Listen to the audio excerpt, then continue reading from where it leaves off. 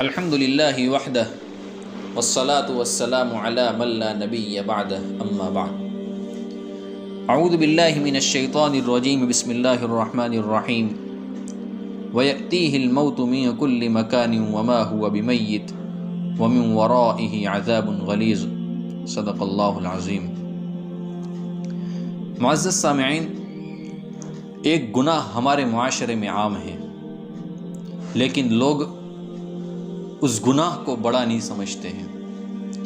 اس جرم کے انجام سے لوگ ناواقف ہیں کہ اس کا انجام کیا ہونے والا ہے،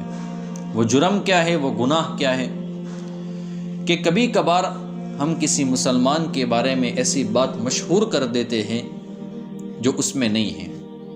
اس پر وہ الزام لگا دیتے ہیں جو جرم اس نے کیا نہیں ہوتا ہے، لیکن اب جانتے ہیں کہ اس کا انجام کیا ہوگا۔ سنیں، علامہ سیوطی رحمۃ اللہ علیہ نے اس روایت کو نقل کیا ہے۔ فرماتے ہیں رسول اللہ صلی اللہ علیہ وسلم نے ارشاد فرمایا، حضرت ابو الدرداء رضی اللہ تعالیٰ عنہ راوی یہ حدیث ہے، وہ فرماتے ہیں کہ جو آدمی کسی مسلمان کے بارے میں ایسی بات مشہور کر دے جو اس میں نہیں ہے، تو اللہ تبارک و تعالیٰ پر لازم ہے کہ قیامت کے دن اس آدمی کو آگ میں پگھلائے، یہاں تک کہ وہ ثابت نہ کر دے جو جملہ اس نے ایک مسلمان کے بارے میں بولا ہے۔ ظاہر سی بات ہے کہ وہاں پر کوئی بندہ ثابت تو نہیں کر سکتا ہے، جب ثابت نہیں کر سکے گا تو پھر یہ عذاب اس کو ہوتا رہے گا، آگ میں اس کو پگھلایا جاتا رہے گا، اور کب تک اس کو پگھلنا پڑے گا وہ تو اللہ ہی بہتر جانتا ہے، وہاں پر موت نہیں آئے گی۔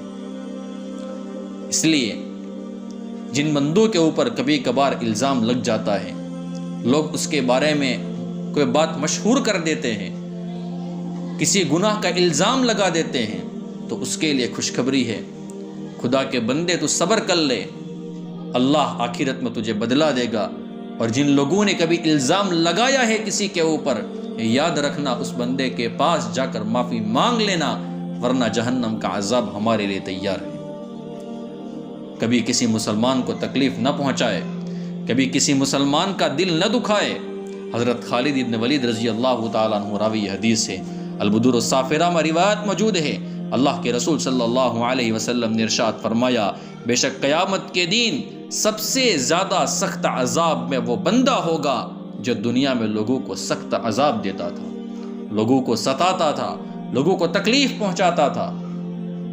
اس بندے کو جہنم کے اندر ڈال دیا جائے گا اور جہنم کے عذاب میں اس کو مبتلا ہونا پڑے گا۔ آج ہم جہنم کو بھول چکے ہیں۔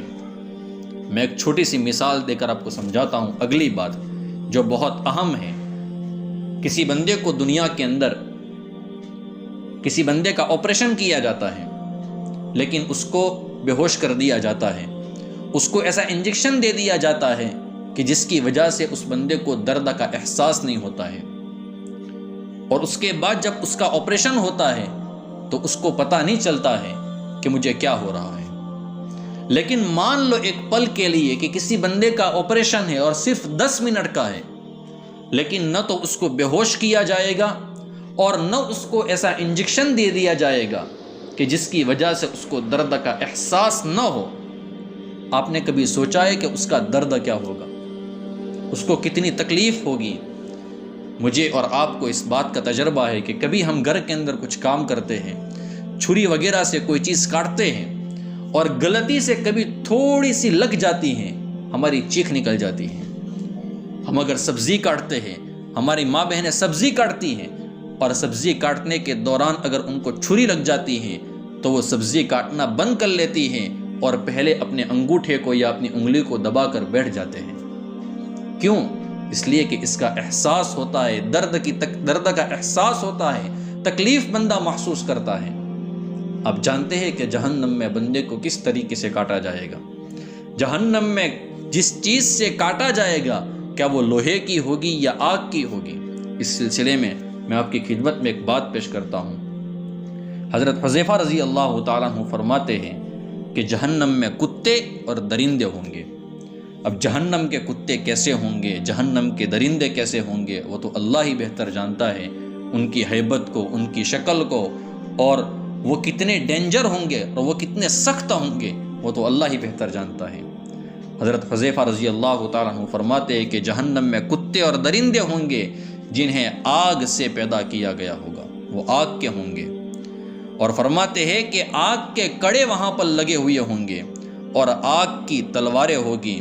فرشتے اہل جہنم کی لگاموں کو ان کڑوں کے ساتھ باندھ دیں گے، پھر آگ کی تلواروں سے ان کے جسم کو کاٹ کاٹ کر ان درندوں کو اور کتوں کے آگے ڈال دیا جائے گا۔ اندازہ لگائے کہ وہاں پر تکلیف کتنی ہوگی۔ کسی بندے کو لوہے کی چیز سے بھی کاٹا جاتا ہے تب بھی تکلیف بندہ محسوس کرتا ہے، جب جہنم میں اتنے بڑے جسم کو آگ کی تلوار سے جب کاٹا جائے گا تو وہاں پر پھر تکلیف کتنی ہوگی۔ اور جب گوشت کو کاٹ کر ان درندوں کے آگے رکھ دیا جائے گا تو پھر ایسا نہیں ہے کہ بندہ مر جائے گا، جہاں پر سے گوشت کو کاٹا جائے گا وہاں پر اللہ تبارک و تعالیٰ دوسرا گوشت لگا دیں گے، یعنی یہ عذاب مسلسل کاٹنے کا ہوتا رہے گا ہوتا رہے گا ہوتا رہے گا، حتیٰ کہ وہ لوگ موت موت موت پکاریں گے لیکن موت بھی وہاں پر نہیں آئے گی۔ اب اندازہ لگائے میرے دوستو، ہم جہنم کے عذاب کو کیسے برداشت کر پائیں گے؟ ہم اللہ کی کتنی نافرمانی کرتے ہیں، کتنے مسلمانوں کا ہم دل توڑ چکے ہیں، اور یہ عذاب جو اللہ تبارک و تعالیٰ نے جہنم میں تیار کر رکھا ہے ہم اس کو بھول بیٹھے ہیں۔